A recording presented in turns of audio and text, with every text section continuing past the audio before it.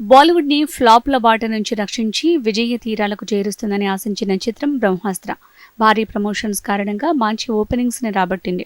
200 కోట్ల వసూళ్లతో బాలీవుడ్ కి ఊరటనిచ్చింది.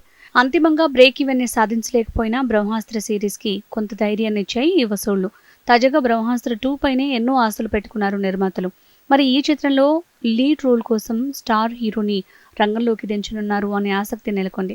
ఈ అంశంపై బ్రహ్మాస్త్ర మొదటి భాగం హీరో రణబీర్ కపూర్ రీసెంట్ గా క్లారిటీ ఇచ్చాడు. బ్రహ్మాస్త్ర చిత్ర దర్శకుడు అయాన్ ముఖర్జీతో కలిసి తమ టీం ఒక నిర్ణయానికి వచ్చిందని తెలిపాడు. స్టార్ హీరో షారూఖ్ ఖాన్ ని ఎంపిక చేసేందుకు ప్లాన్ చేస్తున్నామని వెల్లడించారు. బ్రహ్మాస్త్ర మొదటి భాగంలో మోహన్ భార్గవ్ అనే సైంటిస్ట్ క్యారెక్టర్లో నటించాడు షారూఖ్ ఖాన్. ఈ పాత్ర హత్యకు గురవుతుంది.